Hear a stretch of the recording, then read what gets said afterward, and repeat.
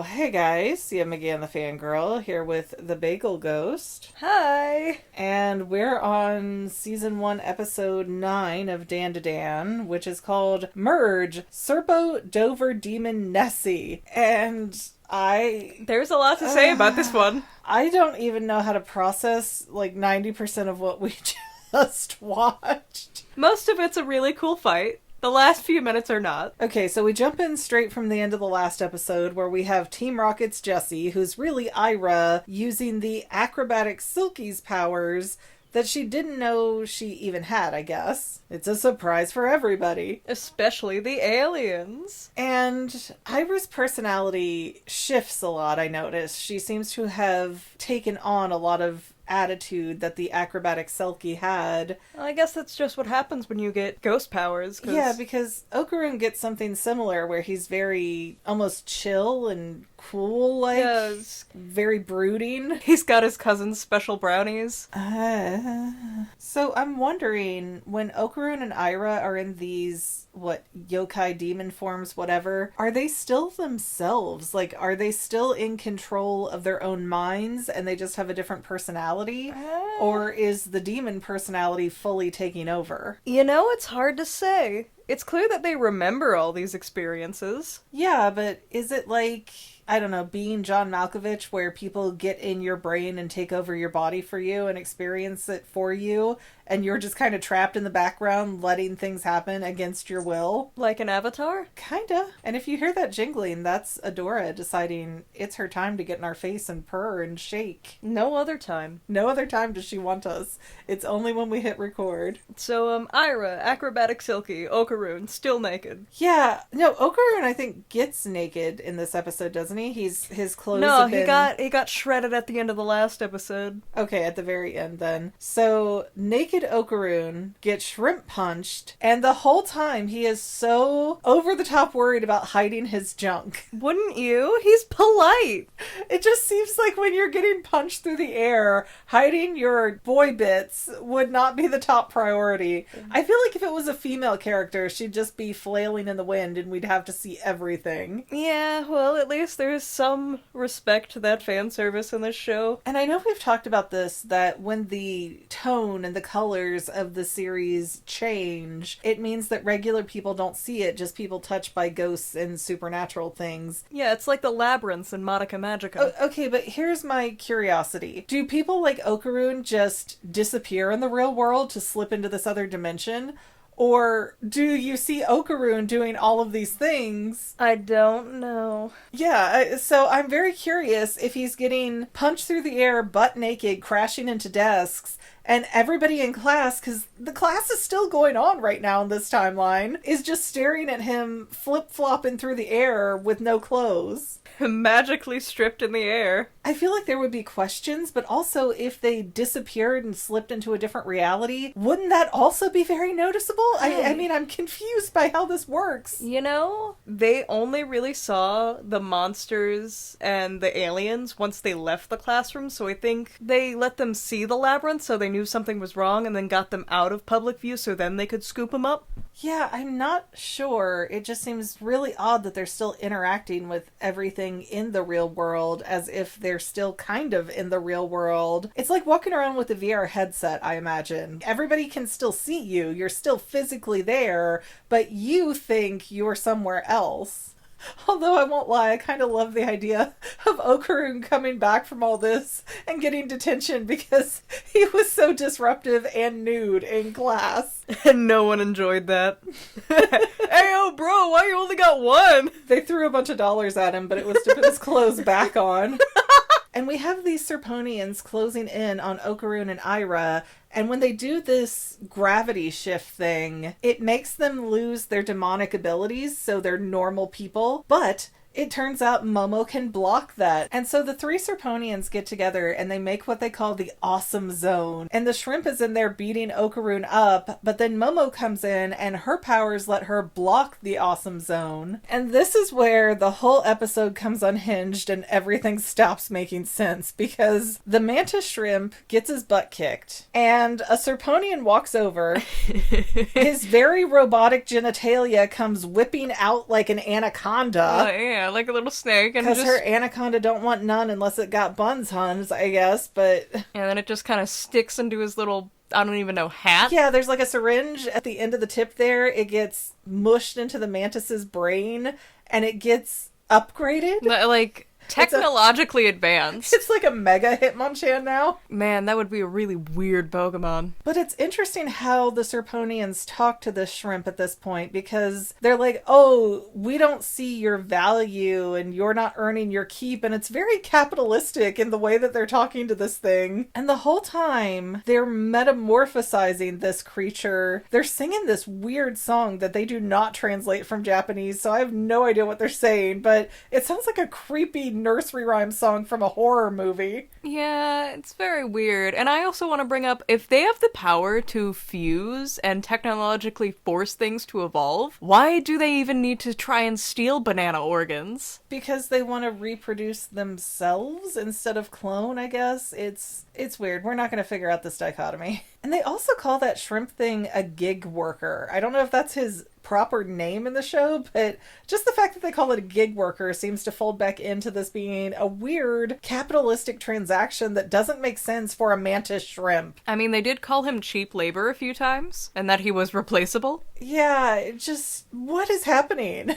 Are the Serponeans supposed to be standing in for American businessmen? That's how you know they're evil. That's what they sound like, and yes, that's how you would know that they're the villains of the story. And I don't know what happens next here, but all of a sudden the water turns green, and it flips upside down, and the entire school turns into water, and it's like... Which I think's, like, really cool. It's like that scene in Cloudy with a Chance of Meatballs where they have the little Jell-O castle. Oh, I love the Jell-O castle, but it's not very clear what's happening and if Nessie's causing it or what's going on there, because... They say Nessie's attacking indiscriminately, so she killed at least 2 of the aliens. Yeah, we saw one of them get their heads ripped off. Well, we saw the aftermath of it getting its head ripped off, but there's no rhyme or reason to this attack, as in we don't understand why Nessie is making it more wet, what the benefit is, why it's going after it, why it's even there to begin with. It just seems like the Serponeans attacked with this shrimp guy, and Nessie's like, how dare you mess with the harmony of one of my ocean creatures. They said they hired Nessie as well to keep Momo occupied so that they could easily take the banana organs. So they hired Nessie. Yes. What is this payment for shrimps and the Loch Ness Monster that they are accepting this currency? Street cred.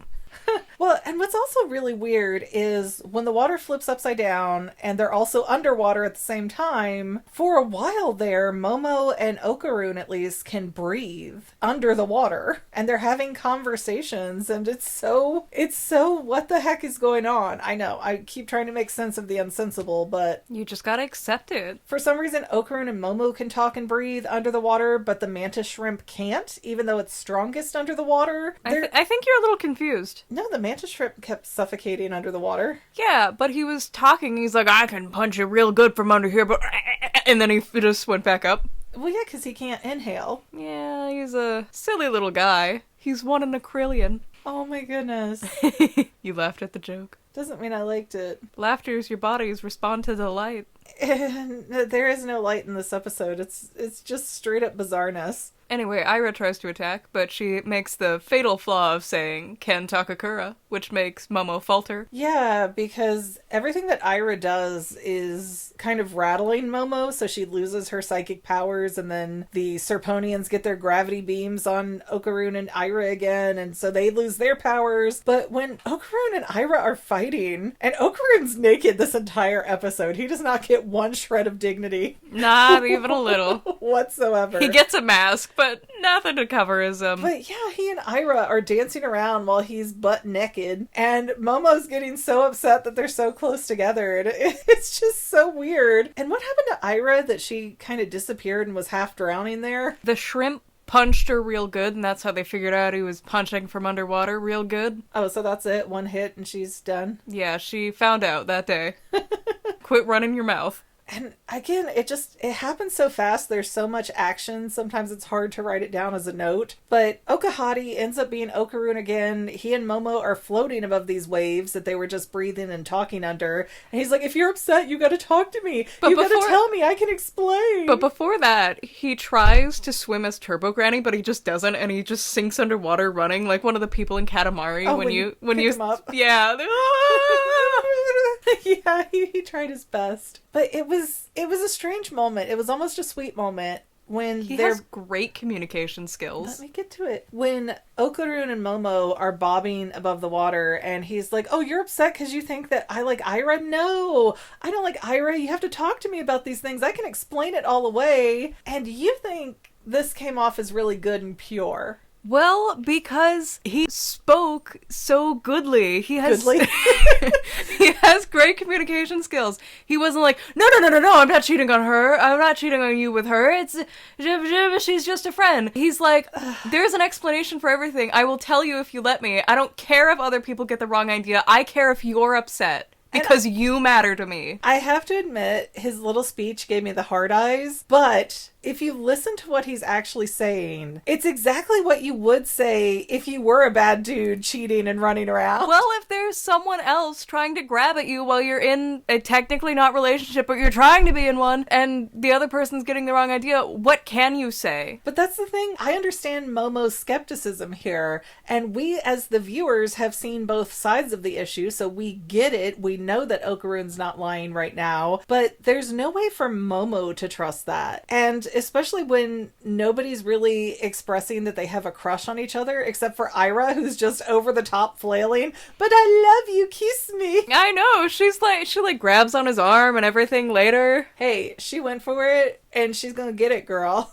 She's a living, breathing emoticon sometimes. But at least she's being open and honest about it. Because I do like that Okarun can feel his feelings and express his feelings and have this conversation with Momo. But I have been conditioned time and time again that when the average guy does that, it's because he's trying to get something over on you. And it almost boosts their ego to be like, haha, I cheated on her and I got away with it even though she caught me. And I know that's not the case here, but that's just what it sounds like when he's, well, I'll tell you what's going on if you ask me. It's the No, whole... he didn't even say it like that. He's trying to explain to her, but she won't let him do that because she's understandably upset about it. But it's the whole kind of narcissistic vibe about it where who are you going to believe, me or your lying eyes?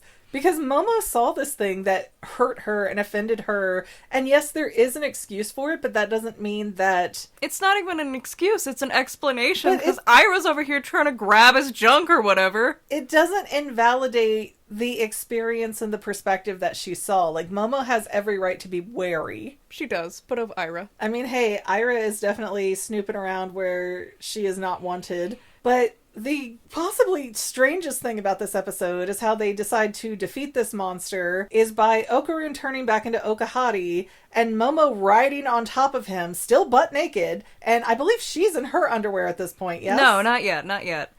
Okay, well that's coming. She's grabbing his body like a slippery soap bar that you're not supposed to drop, and she's riding him like a motorboat. She's doing it with her psychic hands, where she's trying to tightly grab a piece of soap and it slips through, and she's doing it one hand after another with her big psychic hands, so that Okarun is a naked jet ski, and Momo is definitely barehanded touching his junk. Don't you love having a boy that you can ride without complaint? Wow, my minor daughter, everyone. Hi! And somewhere in this whole mess, the Serponian is naked. The other two have been destroyed by Nessie. It's got its two wiry dangly bits hanging out there. And it says, now I'm going to merge with the shrimp and the Loch Ness Monster, because why not? And that brings back the same question of before, is if you can merge at such a molecular level, why do you need other females that are not from your race to bring diversity back into your species? Why don't you just be like, hey Steve, you're a girl now? Because Steve might have a problem with that. They tend to have a bit of a fragile ego, I've noticed, but... they have this whole gigantic alien supernatural cryptid combo monster swimming around under the water, knocking all these girls' clothes off. And the weird thing is that when they do eventually strip to move faster in the water, Ira's like, now you're gonna see me in my lingerie, so you have to propose. Why did you bring lingerie to school? She was ready. She knew she was coming to get it. She shot her shot. Does she know it's incomplete? Okay, so I'm sorry. Again, so much action happened in this episode. I feel like I didn't process half of it. So Momo and Aira took their clothes off willingly? Because Yes. I'm remembering this lingerie bit now, but I thought something had shredded their clothes. Momo more yelled at Aira to do it, but she kept her shoes on. Yeah, sure, why not? Why not? Anyways, they beat the big monster. Supposedly now we've killed, 6, 7, 12 Serponeans throughout the series? Yeah, like 6 or 9 or... Maybe they're just not surviving. Because they won't learn. It's like survival of the fittest. Some things aren't meant to survive long term. Like pandas. Pandas only exist at this point because we demand that they exist. They are not good at breeding. They are not good at child rearing. They're not good at eating. Or a panda will have 2 babies most of the time and just be like, I don't want this one. Just leave it. But again, I'm wondering, is Momo and Aira and Okarun, is it like for them they're in a VR system and everybody can still see them moving around? Because I imagine it's going to look really awkward that they're floating through the building at this point. Like a Gmod clipping? Yes. There's some dialogue bits in later episodes that imply that no one can see them while they're in the labyrinth, but... Well, I did see a comment that people can see Turbo Granny in the cat form, at least according to the manga. But I'm not even sure what really happened. It didn't seem like they defeated the Loch Ness shrimp alien monster. They just kind of ran away. Okarun flashed him and he decided that's enough living. Yeah, we saw Aira as the Selkie use her hair, and Okarun used the hair to go save Momo before she got eaten, because now the Serponeans have decided she's too dangerous, so they just want to kill her and dissect her. But before that, under the water, they're like, oh, we could let you drown, but that'd take too long. It's like 2 minutes. But then they try and punch her with the shrimp power, and she's like, come here. And she removes all the water with her psychic power, and it destroys his arms. Yeah, because they're stronger underwater. He put too much force into it, so outside of the water he shredded his own arms, but he was still trying to eat Momo, and Okahati grabs her, and it flings back into normal reality, even though that thing didn't seem to be defeated in the slightest. Maybe Aira was being awesome off screen. I don't know what happened there, but they got back to their normal reality. Okarun still being in his birthday suit, just the way God made him. And... Well, not entirely. He's missing a piece. Oh my god. But he has now settled from his escape, naked, on top of Momo, who is in her panties. Like they just did something. And in the middle of the hallway of the classroom. And I'm sitting there thinking the whole time, they were in the middle of class when this happened. How does anybody explain that they've gotten out to the hallway and class is over, but class is not over? Yeah. Oh boy. The whole school is in session. And Momo even has the worst dialogue line for this situation. She's like, oh, Floor, I love that you're still so solid for me. Yeah, the entire school now saw Okarun and Momo pretty much naked together. Okarun totally nude, and Momo basically there. Yeah, they have to transfer schools now. There's no way you could send that kid back. Momo sits in the back of the classroom, so I could buy that the class didn't notice her disappear into this other reality and reappear outside in the hallway, but Okarun does not sit in the back of the class. Somebody, at least in their peripheral vision,